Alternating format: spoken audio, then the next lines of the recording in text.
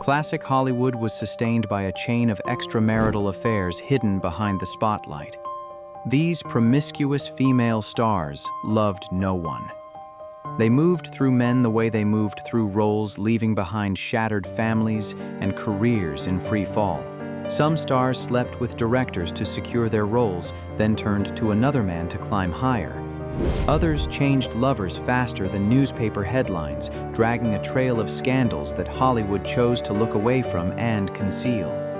Desire was no longer a mistake. It became a habit. So, which Hollywood actresses were promiscuous enough that an entire era was forced into silence? And how many lives did they destroy behind those smiles? 1.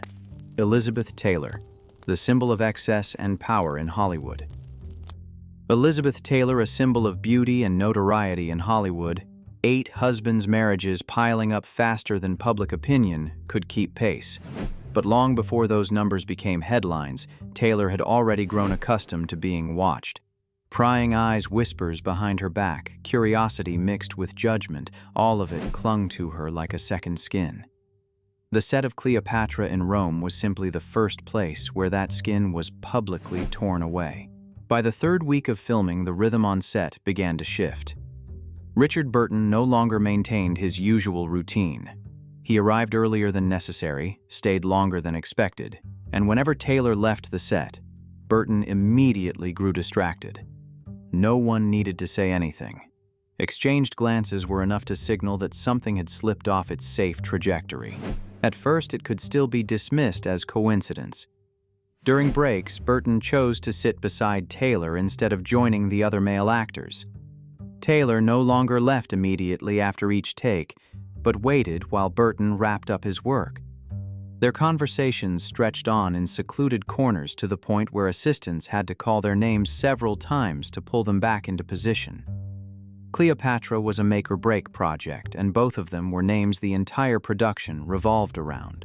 Everything moved beyond the confines of the set after a studio-hosted dinner in Rome. Taylor arrived late, wearing an emerald green dress without her husband. Burton had been there since early evening, drinking steadily, and from the moment Taylor entered the room, he scarcely left her side. When the party ended, Taylor left first without explanation. Burton followed a few minutes later. From that point on, the two disappeared from the hotel lobby, leaving behind a silence long enough for too many eyes to linger. The next morning, the set was tense in a way rarely seen. Burton arrived late, sharp-tongued quick to erupt over minor details. Taylor did not. She arrived on time, focused, composed, as if the night before had been nothing more than an extended work session. By midday, rumors were spreading rapidly. No one had direct proof, but the pieces fit together too perfectly to deny. 3 days later, the story burst beyond control. Burton's wife sent a letter directly to the British press implying that her marriage was beyond saving. The Vatican responded almost immediately, labeling Taylor a symbol of moral decay in the modern age. American newspapers ran relentless headlines. Reporters surrounded the production from morning to night. Amid the outrage, Taylor did not appear to apologize, nor did she deny anything. When a reporter attempted to cast her as the guilty party, Taylor paused, briefly looked straight ahead, and replied in an even, cold voice, "My private life does not require anyone's permission. Is that clear?" After that statement, the balance on set quietly shifted. Richard Burton began to lose his footing, increasingly irritable, emotionally volatile, small outbursts erupting even in the middle of scenes. Elizabeth Taylor moved in the opposite direction. She grew colder, more precise, arriving on time, completing her scenes efficiently, leaving the surrounding turmoil untouched. Cleopatra ballooned into a massively over-budget production, but became a global focal point, and the relationship between Taylor and Burton from marriage to divorce. Then remarriage only thickened that allure with each public appearance. Scandal did not erode Taylor. It placed her at the center of gravity, where every gaze was forced to turn. As the residue of Elizabeth Taylor still hung heavy in the air of Hollywood attention, began to drift toward Ava Gardner, a woman less calculating, more volatile and willing to set herself on fire in the full glare of the public eye. 2. Ava Gardner, a woman faithful to nothing but pleasure. I'm not faithful to any man. I'm only faithful to the feeling they give me. That line needs no context and no verification. It drifted through Hollywood bars, dressing rooms, and late-night conversations like a warning. Ava Gardner did not enter the industry to be loved, nor did she pretend to seek stability. From the beginning, she made her desires clear, and the rest of the world could either keep up or be left behind. Her marriage to Mickey Rooney lasted exactly 1 year, but it was enough to ignite a trail of whispers. Rooney was jealous and controlling. Ava, meanwhile, made a habit of disappearing overnight. Along Sunset Strip, men began to treat having spent a night with Ava Gardner as an unspoken trophy. Nothing was written down, nothing confirmed, only knowing glances and stories retold in tones that mixed bravado with unease. When Frank Sinatra entered her life in the early 1950s, the relationship resembled less a romance than a prolonged accident. Explosive arguments erupted in their Palm Springs home, furniture shattered, neighbors called the police. And the next morning, Ava would appear wearing dark glasses, her voice raw from alcohol and tears. On set, she often arrived not fully sober. Directors waited. Assistants shielded her. Lighting was adjusted to hide swollen, reddened eyes. But once the camera rolled, Ava ignited in a way that silenced the entire crew. In The Killer's Mogambo and The Barefoot Contessa, she did not perform danger, she embodied it. Beautiful, unstable, and without breaks. In later years in Madrid and Rome, Ava continued her downward slide. Drinking until she could no longer stand, laughing with men whose names she never bothered to remember, then disappearing before dawn. Those who loved her later said the most frightening thing about Ava was not her desire, but the emptiness behind it. A void that alcohol and men only made more visible. If Ava Gardner set herself on fire through alcohol and bottomless nights, then Marilyn Monroe was burned alive beneath the spotlight and applause that never ceased. 3. Marilyn Monroe. Burning desire. Exhausted by the spotlight. Marilyn Monroe was America's first national sex bomb, a body manufactured to be collectively desired, then gradually stripped of the right to belong to herself. Hollywood did not love Marilyn as a human being. It loved her ability to become everyone's shared fantasy.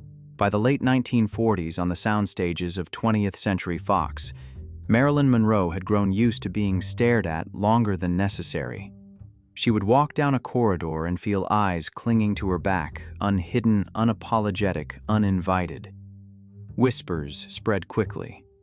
Marilyn never stayed with just one man. Not because she chose to, but because she was constantly invited. Led away, kept behind closed doors. When Gentlemen Prefer Blondes was filmed in 1952, Marilyn understood the rules of the game. She arrived late to set, leaving the entire crew simmering in irritation, then stepped out of the car with a smile that dissolved every complaint. One assistant director later recalled that after each shooting day, the same half-joking, half-serious question echoed through the technical room. Who is she leaving with tonight? No proof was ever needed. Seeing the dressing room door close was enough. By the 7-year itch in 1954, Marilyn was no longer someone to be loved. She had become a spectacle to be consumed. The white dress billowing over the subway grate did not just create an iconic image. It legalized the public desire for her body. Joe DiMaggio stood at the edges of parties, silent and rigid, like a powerless husband watching his wife be claimed by hundreds of gazes at once. That marriage did not collapse because of another man, but because Marilyn was never allowed to exist in a space free from desire.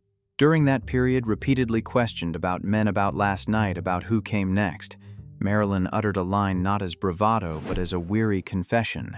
I never belong to one man. I only belong to the moment when they want me. The line spread quickly through Hollywood as a quiet confirmation Marilyn was not promiscuous for power. She drifted from one set of arms to another, because it was the only way she could feel held, even if only briefly. On the set of Some Like It, Hot Billy Wilder once said that Marilyn did not act innocence. She simply stood in front of the camera without any armor. Her forgotten lines, lateness, and disappearances were labeled by the press as indulgence and recklessness. Few were willing to admit that Marilyn was being stretched thin by the overwhelming desires of others, leaving almost no room for her own. As Marilyn Monroe dissolved into the collective imagination as a sensual ghost that refused to rest, Hollywood quietly called the next name Lana Turner, a woman who understood that survival required learning how to live with the curse of scandal. 4. Lana Turner, the woman who let desire lead the way. From the moment she arrived at MGM in the early 1940s, Lana Turner turned attention into power. On the Culver City soundstages, whispers about her changing lovers as quickly as scenes circulated constantly. No confirmation was needed. Watching the way Lana entered a room, smiled, and left the men around her, quietly, unsteady, was proof enough. After each day of filming, Lana almost always appeared at parties that stretched until dawn in Beverly Hills or along Sunset Strip. She never left early, and she never left alone. The men beside her changed constantly, actors, musicians, powerful figures whose names never appeared in print. When Lana starred in The Postman Always Rings Twice in 1946, the blurred line between role and reality intensified everything. On screen, she played a sensual adulteress. Off-screen, crew members recalled Lana leaving the set with men who were not listed anywhere on the production roster. Scenes set in luxury hotels across Los Angeles became a familiar routine. No announcements, no explanations, only knowing looks and hands slipping into shadow. Lana's promiscuity required no confirmation from the press or paparazzi. At a private gathering, she once casually told a friend, "I am never faithful to any man. I am only faithful to my own desire." That single sentence captured her essence. No search for lasting love, no concern for reputation, only life lived to the rhythm of appetite and personal longing. Lana's brief marriages left long echoes throughout Hollywood. The first time she married a young director only to appear weeks later on magazine covers, walking hand in hand with another star, liquor-soaked parties and public pairings instantly became tabloid fuel. Her second marriage ended in scandal when Lana was discovered in a hotel room with a famous musician within the very first week of her wedding. Throughout the 1950s, Lana Turner became the embodiment of indulgence with its own internal rhythm.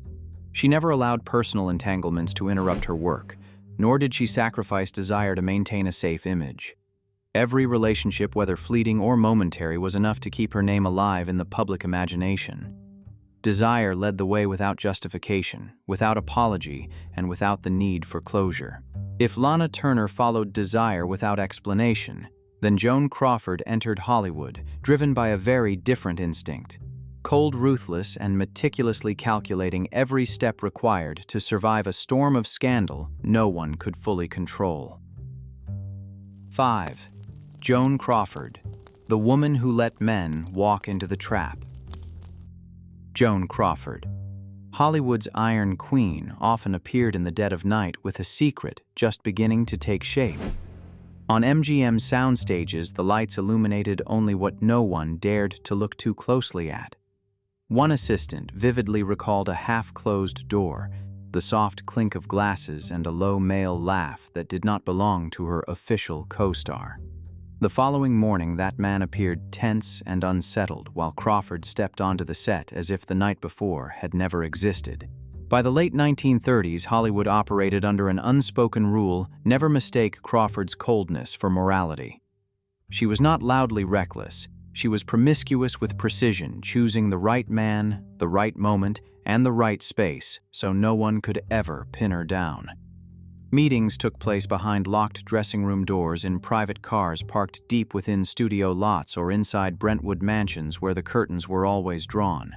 When The Women was filmed in 1939, its all-female cast made it difficult for the press to latch onto overt scandal.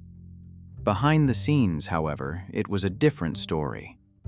Crawford often wrapped her scenes early, citing exhaustion, then disappeared. certain directors or producers would coincidentally vanish as well. The next morning, subtle changes appeared, favored camera angles, adjusted shooting schedules, Crawford's name emphasized in internal meetings.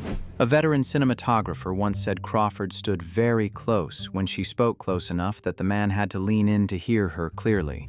She never touched, never smiled too much, only held eye contact and spoke slowly. We'll continue this conversation later. For those who followed her afterward, careers either advanced or quietly stalled for months. Crawford's romantic life was sustained by rumors heavier than any printed headline. She changed men as quickly as scripts, and her dressing room was known as the place where contracts were signed without paper. At a private party in Beverly Hills, she once pushed a man toward the door and said, "You're not the first, and you won't be the last. Don't imagine yourself special." There were no leaked photographs, no public jealous scenes, only names that appeared and vanished behind closed doors, leaving consequences Hollywood chose not to see. Crawford exited the frame with absolute control, leaving Hollywood to burn on its own. Soon after, the spotlight began to shift toward another woman less cold, but just as dangerous in her intensity and allure, Rita Hayworth. 6. Rita Hayworth, the woman who lived among rumors. If every gaze is fixed on me and I don't take pleasure in it, then I'd rather be dead. The statement landed like a warning. Rita Hayworth did not come to Hollywood to seek permission. She arrived, became an object of desire, and lived by her own rhythm, wild, abrupt, and impossible to predict. From the early 1940s, when she entered Columbia Pictures, Rita carried a reputation that moved faster than her roles. On set, she rarely left on time. After each shoot, she often lingered beneath the backstage lights, cigarette in hand, watching the parking lot as if choosing. Then she would disappear into the night with a man who would not be seen at her side the following morning. What unsettled Hollywood was not the number, but the tempo. Everything arrived quickly, left quickly, without explanation. When Gilda premiered in 1946, Rita became the most provocative image in America. On screen, she was the woman who made men lose control. Off-screen, rumors clung to her so tightly that reporters hardly needed to follow. Hotels near the studio remembered her room because the lights stayed on late, and because the faces entering and leaving never repeated across 2 nights. The press could not write it outright, so they hinted that Rita did not believe in regularity. Rita neither concealed her private life nor attempted to turn it into a moral declaration. She arrived at parties with one man, left with another, then returned to set the next morning on time, completing her scenes with calm detachment. Within industry circles, it was said she possessed a frightening ability, making men believe they were the center until they realized they were only a moment. Rita's relationships rarely lasted long enough to be called stable. She left as soon as the feeling of being desired began to cool. Hollywood labeled her belonging to no one, but the truth was. More stripped down, Rita Hayworth was not searching for an anchor. She was searching for motion. And when motion slowed, she departed before she could be held. It was only when Hollywood began craving a completely opposite image, more discreet, more virtuous, seemingly incapable of error, that Ingrid Bergman stepped into the light. 7. Ingrid Bergman, the wanton goddess of Hollywood. Ingrid Bergman, the smile as pure as morning dew on the set of Casablanca. Yet when the lights went out, she slipped into hotel rooms where silence concealed encounters Hollywood dared not name. In 1949, Bergman left America for Rome to film Stromboli abandoned her husband and plunged headlong into an affair with Roberto Rossellini. The news exploded like a bomb. The American press branded her a traitor, a moral fraud. But those close to her knew the truth. Ingrid was not running away. She was charging straight into desire, fully, unapologetically, without permission. In Rossellini's hotel room, the lights burned later than anywhere else, laughter and alcohol spilling into the corridors. One journalist noted, "Those who stayed awake with her often failed to appear on set the next morning." During those long nights, Bergman uttered a sentence Hollywood would never forget. "No one owns me, and I don't need anyone's permission to live." The words rang out like a manifesto, shaping every rumor that followed her promiscuity without apology, indulgence without restraint, freedom taken at full force. On set, every glance, every smile, every casual touch became a message. Ingrid lived by instinct, not by cameras or public judgment. Whispers of overlapping affairs, long nights with directors' assistants and co-stars spread rapidly from Rome to Los Angeles, leaving Hollywood both intoxicated and enraged. Unlike Joan Crawford, who controlled the narrative through cold calculation, Bergman let everything flow unchecked. Her promiscuity was public, undeniable, and that was precisely what made her unforgettable. The parties in Rome, where she laughed with strangers and vanished before dawn, became legend. She did not use men to dominate. She used them to fill an inner void, a place where desire and loneliness fused into a fire that could not be extinguished. The next woman to step into the spotlight chose a different path entirely, not merely living with desire, but weaponizing it, bending Hollywood to her will with icy authority. That woman was Bette Davis. 8. Bette Davis, the woman who was both seductive and dangerous. Hollywood had never witnessed a gaze as defiant and as draining to men as Bette Davis's. She entered boardrooms, hotel lobbies, and film sets with a presence that made people afraid to breathe without acknowledging her.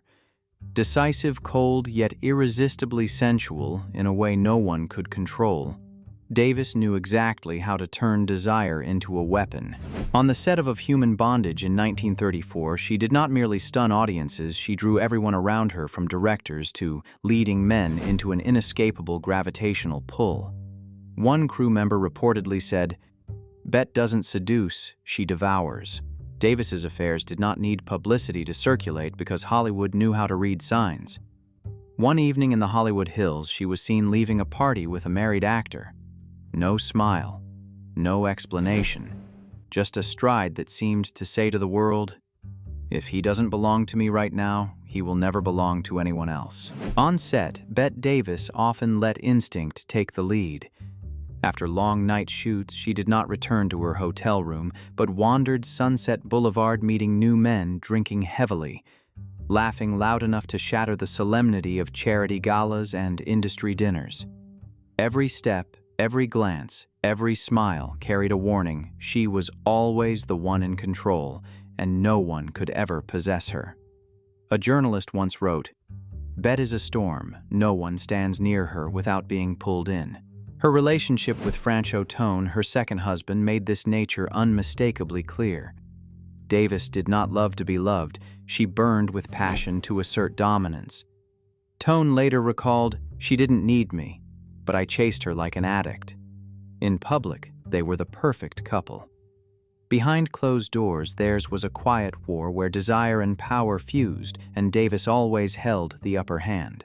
Every rumor of tangled affairs, sleepless nights, overflowing glasses, and lightning-quick glances fed the image of Bette Davis, promiscuous, unapologetic, never asking permission, yet always calculated and masterful. Hollywood was both enthralled and resentful because no one could control the force of attraction she commanded.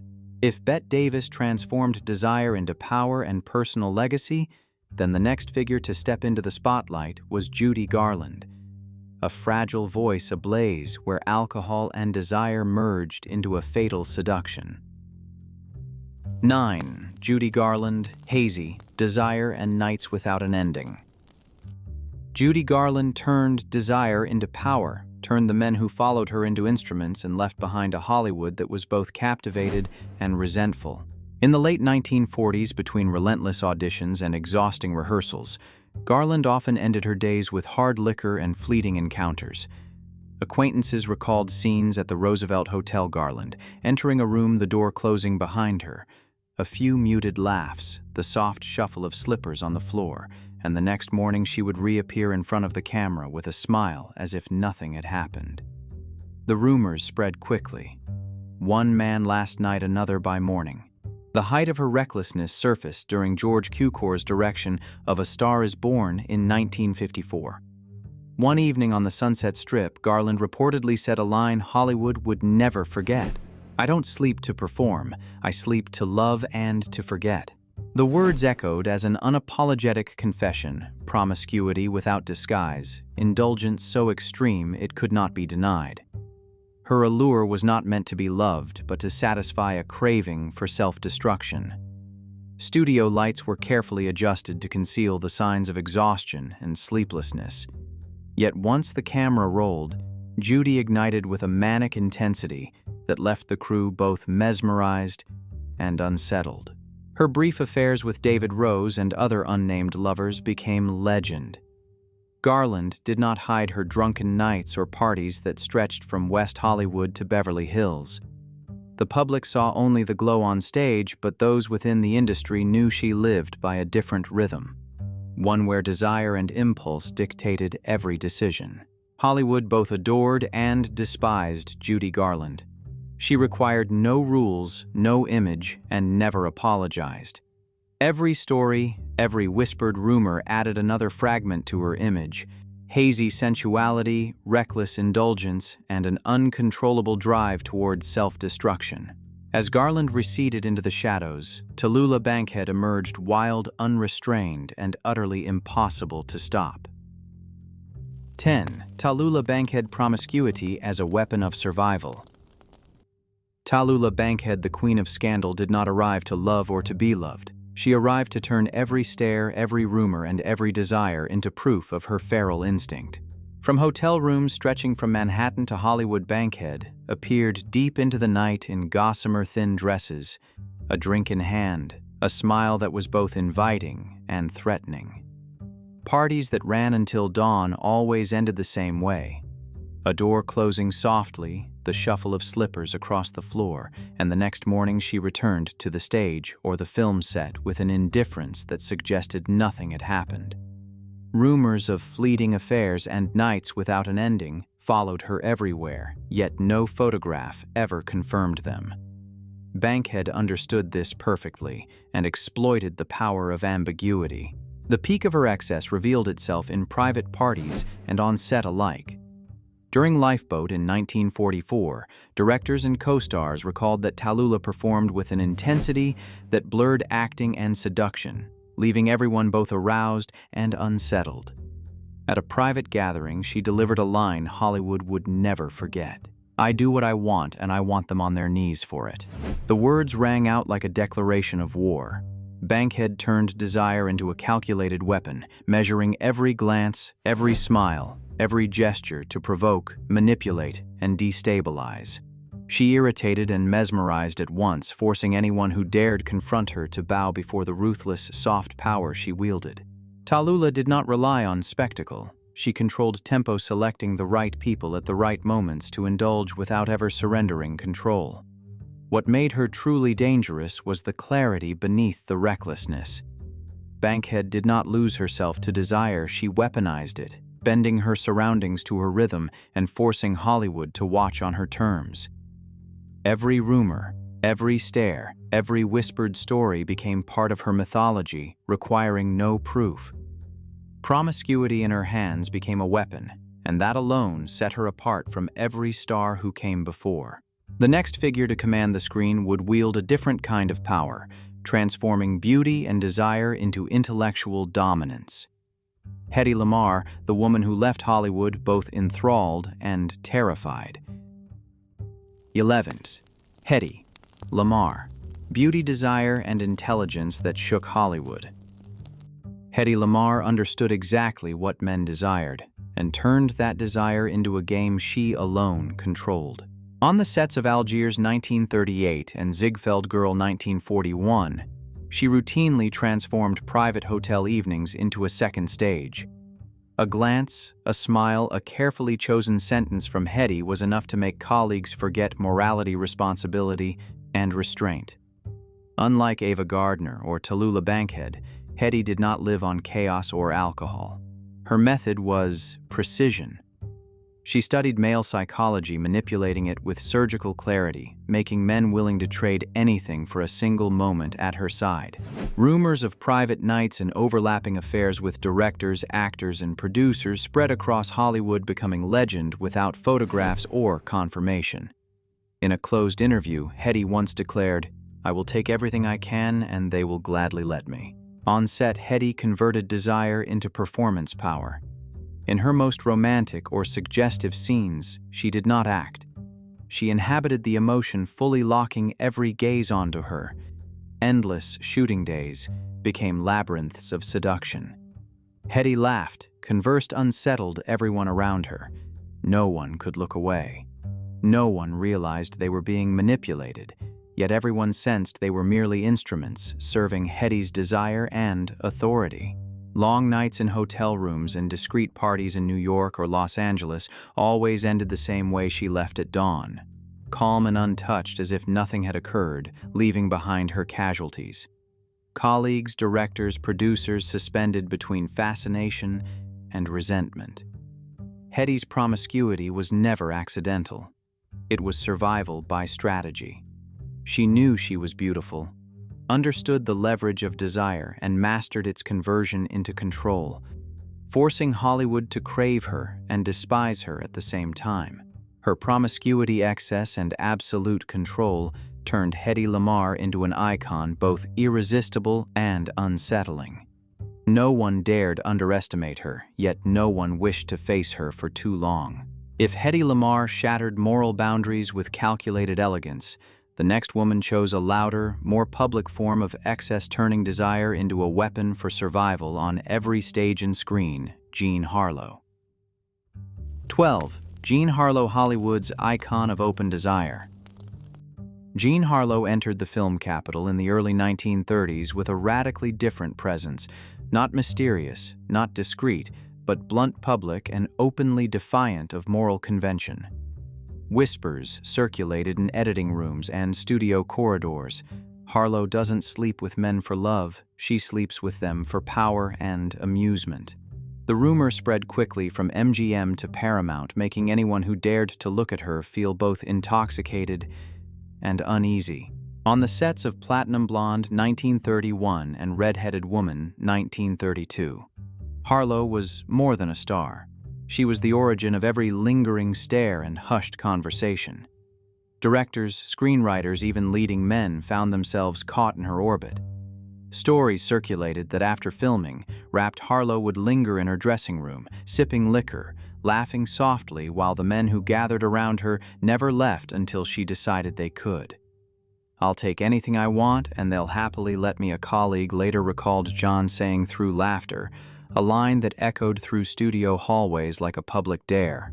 Rumors of brief affairs, late-night parties in Hollywood Hills and Beverly Hills, and unnamed hotel rooms became legend. Harlow did not rely on shadows or subtle glances. She used her body and her laughter to manipulate men openly. Nothing was hidden, and nothing was denied. Her relationships were never long, but they were always loud and incandescent. Her promiscuity became part of her personal brand, making Hollywood both obsessed with and wary of her. No one could predict what she would do next, when she would leave, or who she would choose. After a late-night party in Los Angeles with Clark Gable, she was rumored to have said something that sent shockwaves through the press. "I don't sleep with men to love them, I sleep with them so they're afraid to lose me." Whether spoken or not, the words fused permanently with the Harlow myth desire, made public, unapologetic, and confrontational. On screen, Jean Harlow transformed desire into performance power. In her most suggestive scenes, a teasing smile, a glint in her eyes, or the slightest curve of her lips was enough to make her male co-stars tremble. Hollywood needed her to draw audiences, yet feared her like a narcotic it could not control. Harlow's excess was not disorder. It was strategy, a way of turning desire into strength and pushing past every social and studio-imposed limit. As Jean Harlow burned brightly beneath the lights and rumors elevating desire to a level so public, no one dared restrain it, another woman stepped forward, proud, brazen, and fully aware of how to turn scandalous words into a personal brand: Mae West. 13. Mae West, the woman who turned obscenity into power. When Mae West first appeared on Broadway stages in the early 1920s, she hid nothing. No hesitant glances, no bashful smiles, only blunt language and a body that told stories others barely dared to imagine. By the 1930s, in musicals and films such as She Done Him Wrong and I'm No Angel, West had created an undeniable gravitational pull, a provocative gaze, a mischievous smile, every gesture carefully calculated to make her male co-stars yield the spotlight without protest. Offstage parties that stretched until dawn became legend spaces where stars watched intrigued and unsettled, yet never dared intervene. The true climax came through West's unapologetic words spoken during interviews or whispered in private conversations. I only sleep with the men I choose, and most of them never quite know what's happening to them. The line became her personal manifesto, a declaration of promiscuity so direct it shocked and repelled in equal measure. Studios tried to rein her in, colleagues were both fascinated and afraid, and the public scoffed. Yet West calmly continued to pull every string. Mae did not use men to be loved. She used them to demonstrate control. Every affair, every look, every late-night gathering became a tool to expose Hollywood's hypocrisy. She understood exactly how to turn her body and her words into weapons, when to lower her voice, when to smirk, igniting desire while maintaining absolute dominance. Rumors of entanglements with co-stars, producers, even politicians spread across Hollywood and Broadway, yet no one dared verify them, fearful of being dragged into her labyrinth of power and appetite. At parties, Mae appeared in outfits provocative enough to remind everyone of her lethal allure. She did not sleep for love, did not ask permission, did not justify herself. Every step, every smile, every sentence carried the same message. Desire could be power, and anyone who dared challenge it would be cast aside. Mae West turned vulgarity into a tool, excess into a brand, and moral standards into a game won she always won. Under Hollywood's lights, Gloria Swanson now emerged glamorous, intimidating, and fully aware of how to turn desire into control over every watching eye. 14. Gloria Swanson, the queen of promiscuity and unforgiving power. The light in a Paris hotel room glowed faintly from a bedside lamp, casting Gloria Swanson's shadow long across the floor. She entered without haste, a glass of liquor in hand, her robe slipping loosely, her shoulder brushing past the man leaning against the wall. Every step, every breath, every gesture was calculated. A slight curl of her lips, a blink held just a second too long, then a lean toward him enough to make him step willingly into a web he did not realize was already closing. That night was not an exception. In hotels across Beverly Hills, Paris, and New York, Swanson was known for choosing men as experiments in temptation.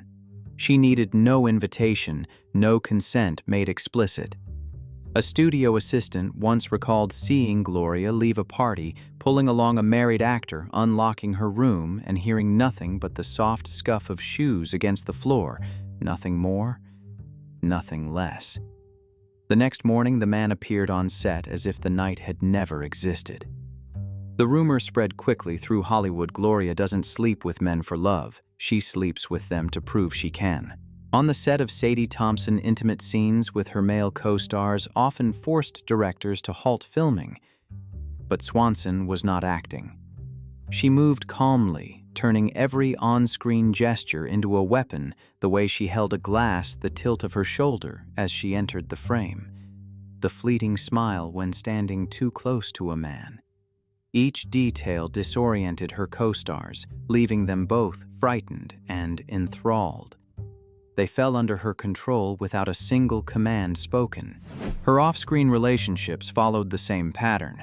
She used her gaze and body to turn men into pieces in her private games, and discarded them when they no longer served a purpose. No scripts, no misunderstandings, everything was measured. One night in Paris, Swanson remarked casually, "If I'm not allowed to want everything, then I want nothing at all." The line slipped out naturally between closing doors, a warning and a manifesto at once. No apologies, no justifications, no limits. When dawn arrived, Swanson left the room, her robe still loose on her shoulders, her smile intact, her eyes gliding past those left behind. Stories of the night of captivated and terrified gazes would spread through Hollywood without proof and without denial. Gloria did not merely live, she ruled desire through promiscuity, calculated down to the smallest detail, leaving anyone who came too close caught between craving and resentment. The next woman to step into the spotlight carried a colder, more mysterious allure, no less promiscuous and fully prepared to dissolve every remaining boundary: Kim Novak. 15. Kim Novak, the dark goddess of Hollywood desire. You think you can own me, I'm not for sale. I give myself away, and tonight you only get a fragment. The line echoed inside a closed costume room on the set of Picnic, cutting through every layer of pretense like a sharpened blade. Kim Novak was not promiscuous out of simple desire. She weaponized desire itself, leaving those who stood too close caught between craving and fear. That night, after the studio lights went dark, Novak remained still in the shadows, her body soft yet charged with authority. A director and a cameraman were drawn in without coercion, without a word spoken. It was her gaze, her smile, the way she moved that made them submit willingly to her rhythm. There were no loud scandals, no incriminating photographs, only precise control, leaving anyone who crossed her path haunted by every movement, every breath. Stories circulated about evenings in the Hollywood Hills where Novak would appear unannounced in hotel rooms, slipping in like a sudden wind. She would kiss former lovers, run her fingers through the hair of a man drunk on desire, then vanish before anyone could react. Every gesture was deliberate. She gave, she took, she created addiction, and left before understanding could catch up. One assistant whispered, "If Novak looks at you, you forget you ever had a wife or children." The sentence spread through Hollywood as a warning that required no explanation. On set, Novak did not perform to appear beautiful. She performed to command every gaze. During Vertigo, Alfred Hitchcock reportedly complained that his plans became unpredictable, not because Novak resisted, but because she provoked desire in everyone around her. When scenes required intimacy, her eyes, her smile, the angle of her body froze the entire crew. Reason dissolved. Attention collapsed inward. She turned desire into a tool, manipulating both mind and body without ever raising her voice. When Novak left the set, a light coat draped over her shoulders, her smile fleeting, but her gaze glacial. Hollywood could only watch her go. She was no ordinary star. Kim Novak was a dark goddess, a woman who turned desire into a living weapon, drawing men willingly into her web of promiscuity while no one dared to stand in her way. Hollywood was never just about spotlights and applause. Beneath the glamour, desire and power did not merely coexist with fame, they devoured anyone who let their guard down. Behind every seductive smile and promising gaze lay endless nights of intoxication. Fleeting affairs and whispered rumors powerful enough to shatter careers, destroy reputations, or crush hearts that had waited a lifetime to be chosen. In a world where every touch and every kiss can become a weapon of survival, who truly remains in control, and who is merely prey, slowly consumed by temptation and unchecked desire? Like and follow to step into the stories Hollywood never dares to reveal, where power and desire collide with hypocrisy, where brilliance is nothing more than a mask hiding ruthless bargains, and where a single mistake can turn an icon into the ruins of their own promiscuity and ambition.